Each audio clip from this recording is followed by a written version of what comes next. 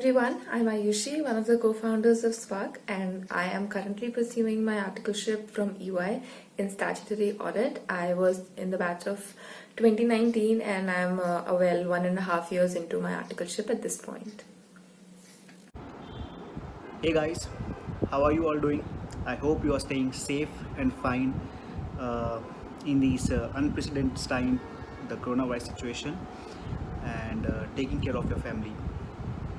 So, by way of introduction, I am Parth Gupta, and I cleared my IPCC in May 2018, and I'm currently a CA final student, and my attempt is in November next year, 2021, and I'm pursuing articleship from Pricewaterhouse. Hi guys, this is Apurva. So I was being told to give a little background about my journey. So I passed out from college in 2019, and if I look at my college life, so I can divide it into three parts. My IPC journey, I got an AIR 32 luckily. Then being a part of ECEL, heading it, then a few small internships, then at present working with KPMG as a tax staff accountant. So yeah, this is pretty much.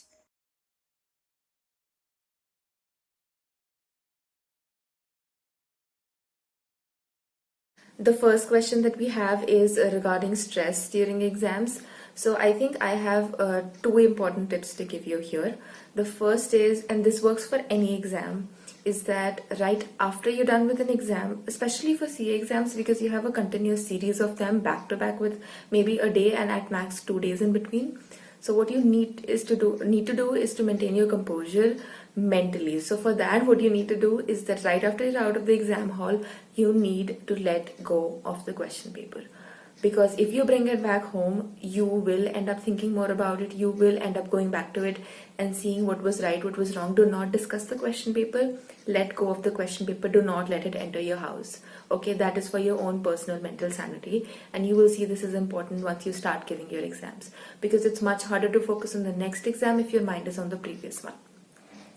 And the second thing would be to have a person who is a support system, preferably somebody from your family, somebody who's at home, somebody who's available, and maybe a parent, maybe a sibling, maybe your best friend, somebody who's not doing CA, and just stay in touch with them, let them know how your exam went, but don't go around talking to a lot of people who are giving the exam because that will only add to the pressure that you're feeling.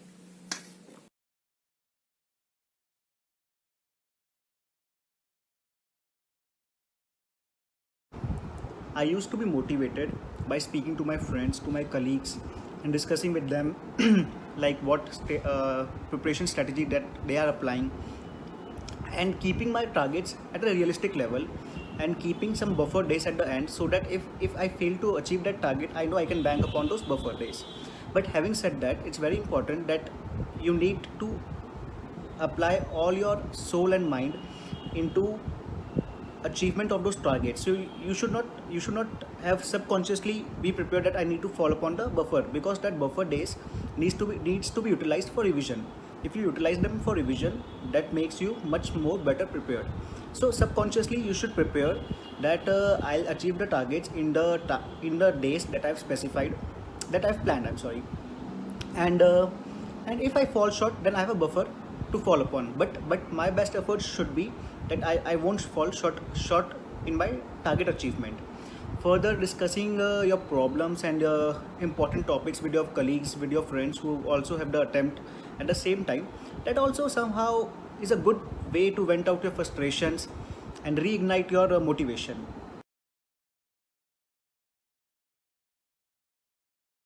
I think what is important here is that because you will be solving majority of, let's say, 80% of the questions in a practical format during the exam itself, it's important that you revise the formulae. And if there are, I think by the time you get to that stage the day before the exam, you should have a list of questions ready, a star marked questions or like really important questions that have been institute favorites in the past, or questions that you have previously struggled with and gotten wrong multiple times. I think those questions should be practiced. But other than that, if you go around practicing the every single concept, you won't have enough time. So I think it's very important to have a list of last day revision questions ready for every single subject, not just for practical subjects.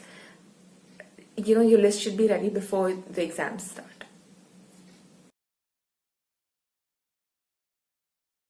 So how to prepare for theory subjects? I don't think I would be the right person to speak about that, because I also have been very weak in theory subject. I've always have been very weak in theory subjects. But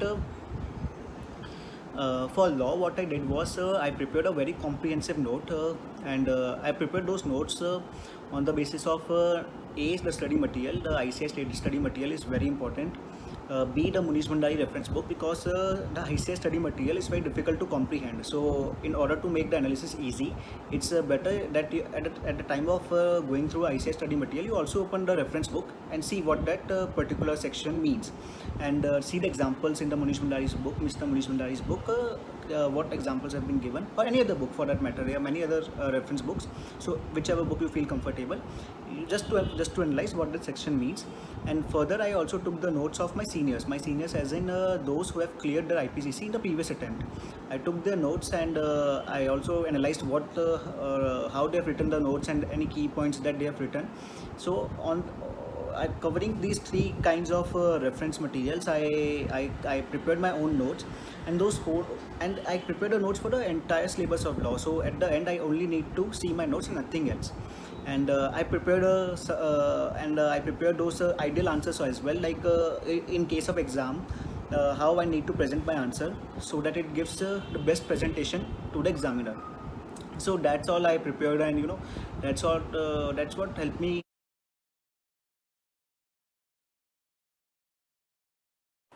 So the person who saw everything at once a day before the exam will have everything in his mind. So he will be able to better give the exam. So merging it with the costing question, again, to repeat, what you need to do is mark the questions. Like, this is a very, very important question. This is an important question. This is not an important question. Secondly, what happens mostly is, like, most questions are just the same, only there is a pointer which is different. So instead of doing the whole question before the exam, just highlight that pointer, just do that pointer, just write the page number, that the answer to this pointer is on page number this of my copy. Just see that, and your whole question is done. Coming to the theoretical part, writing the keywords, the main definitions, diagrams. So this will help memorize.